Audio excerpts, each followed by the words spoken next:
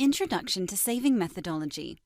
At the end of this video, you will be able to understand why we measure and report savings, what cost reduction and cost control are, how do I register, and where can I find help.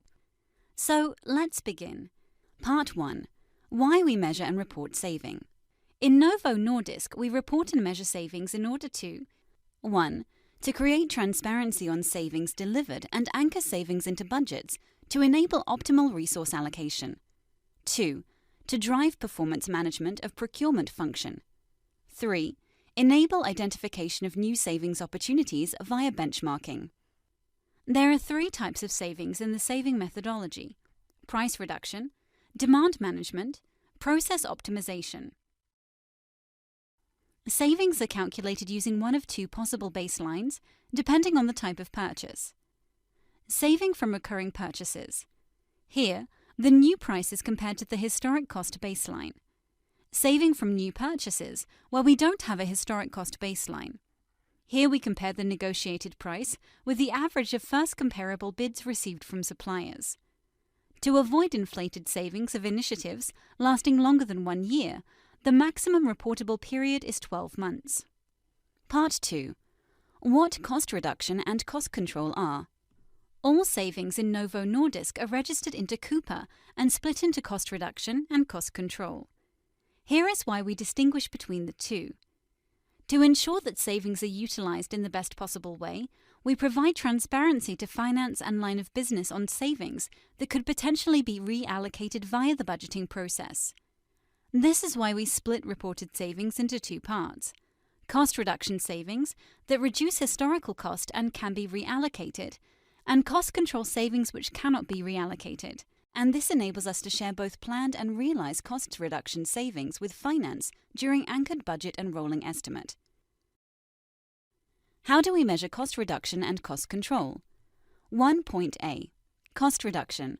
All savings coming from recurring purchases are by definition considered cost reduction savings, meaning they can be reallocated for other purposes.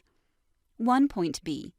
New purchase savings can also have cost reduction impact if the final negotiated price is lower than the budget that finance and LOB has assigned to the purchase. The cost reduction impact is the difference between the budget and the final price. What about cost control? Cost control savings can only come from new purchases, as these savings do not lower historic cost. In particular, when the budget from line of business is unknown, all savings are considered cost control.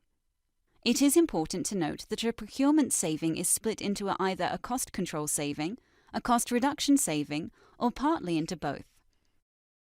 Let's take an example. Bob runs a tender on IT system maintenance every 3 years, and this year negotiates a 10% discount compared to the previous contract. This is a recurring purchase, so Bob registers all of the saving as cost reduction since there is a historical cost to compare with.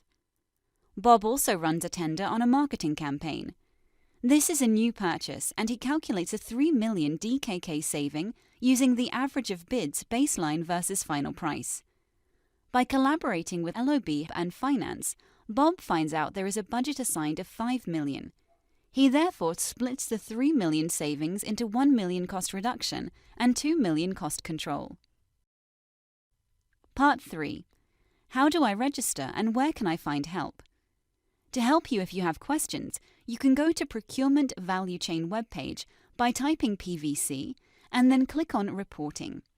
Here you will find saving methodology and saving template, which will help you calculate your saving and ensure a correct input into Coupa.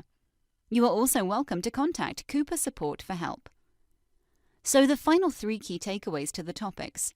1. We register saving to enable optimal resource allocation, drive performance, and create benchmarking. 2.